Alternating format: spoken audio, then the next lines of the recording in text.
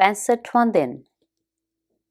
नए अहदनामा में से आज की तिलावत मुकद्दस मरकज़ की अंजील उसका 13वां बाब पहली आयत से लेकर 31वीं आयत तक। जब वह हैकल से बाहर जा रहा था तो उसके शागिर्दों में से एक ने उससे कहा, ऐ उस्ताद, देख ये कैसे कैसे पत्थर और कैसी कैसी इमारतें हैं। यीशु ने उससे कहा, तो इन बड़ी बड़ी इमारतों को देखता है? यहां किसी पत्थर पर पत्थर बाकी ना रहेगा जो गिराया ना जाए। जब वह जैतून के पहाड़ पर हैकल के सामने बैठा था तो पतरस और याकूब और यूहन्ना और इंद्रियास ने तन्हाई में उससे पूछा, हमें बता कि ये बातें कब होंगी और जब ये सारी बातें पूरी होने को हों उस वक्त का क्या निशान है। यीशु ने उनसे कहना शुरू किया कि खबरदार कोई तुमको गुमराह ना करे। वह तेरे मेरे नाम से आएंगे और कहेंगे कि वो मैं ही हूं और बहुत से लोगों को गुमराह करेंगे। और जब तुम लड़ाइयां और लड़ाइयों की अफवाहें सुनो तो घबरा ना जाना। इनका वाकया होना जरूर है, लेकिन उस वक्त खात्मा ना होगा, क्योंकि कौम पर कौम और सल्तनत पर सल्तनत चढ़ाई करेगी। जगह जगह भूचाल आएंगे और काल पड़ेंगे। ये बातें मुसीबतों का शुरू ही होंगी। लेकिन तुम खबरदार रहो, क्योंकि लोग तुमको अदालतों के हवाला करेंगे और तुम इबादत खानों में पीटे जाओगे और हाकिमों और बादशाहों के सामने मेरी खातिर हाजिर किए जाओगे ताकि उनके लिए गवाही हो।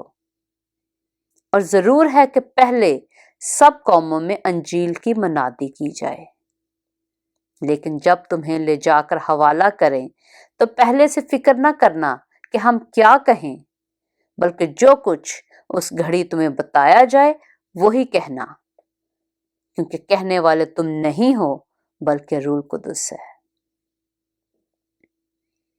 और भाई को भाई और बेटे को बाप कत्ल के लिए हवाला करेगा और बेटे माँ बाप के बरखिलाफ खड़े होकर उन्हें मरवा डालेंगे।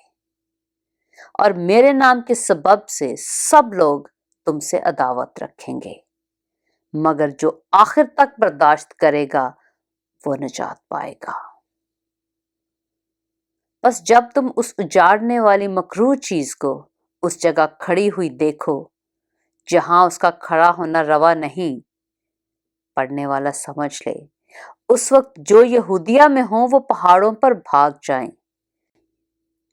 जो कोठे पर हो वो अपने घर से कुछ लेने को ना नीचे उतरे ना अंदर जाए, और जो खेत में हो वो अपना कपड़ा लेने को पीछे ना लौटे। मगर उन पर अफसोस जो उन दिनों में हामिला हों और जो दूध पिलाती हों।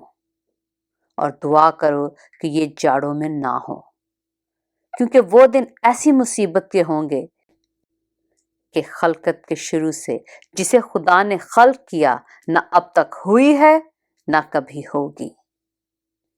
और अगर खुदावंद उन दिनों को ना घटाता तो कोई बशर ना बचता, मगर उन बरगजीदों की खातिर जिनको उसने चुना है उन दिनों को घटाया। और उस वक्त अगर कोई तुमसे कहे कि देखो मसीह यहाँ या देखो वहां है, तो यकीन ना करना, क्योंकि झूठे मसीह और झूठे नबी उठ खड़े होंगे और निशान और अजीब काम दिखाएंगे, ताकि अगर मुमकिन हो तो बरगजीदों को भी गुमराह कर दें। लेकिन तुम खबरदार रहो, देखो मैंने तुमसे सब कुछ पहले ही कह दिया है। मगर उन दिनों में उस मुसीबत के बाद सूरज तारीक हो जाएगा और चांद अपनी रोशनी न देगा और आसमान से सितारे गिरने लगेंगे और जो कुव्वतें आसमान में हैं वो हिलाई जाएंगी। और उस वक्त लोग इब्ने आदम को बड़ी कुदरत और जलाल के साथ बादलों में आते देखेंगे। उस वक्त वो फरिश्तों को भेजकर اپنے برگزیدوں کو زمین کی انتہا سے آسمان کی انتہا تک چاروں طرف سے جمع کرے گا۔ اب انجیر کے درخت سے ایک تمثیل سیکھو۔ جو ہی اس کی ڈالی نرم ہوتی اور پتے نکلتے ہیں، تم جان لیتے ہو کہ گرمی نزدیک ہے۔ اسی طرح جب تم ان باتوں کو ہوتے دیکھو تو جان لو کہ وہ نزدیک بلکہ دروازہ پر ہے۔ میں تم سے سچ کہتا ہوں کہ جب تک یہ سب باتیں نہ ہو لیں، یہ نسل ہرگز تمام نہ ہوگی۔ آسمان اور زمین ٹل جائیں گے لیکن میری باتیں نہ ٹلیں گی۔ پاک کلام کے پڑھے اور سنے جانے پر خداوند کی برکت ہو۔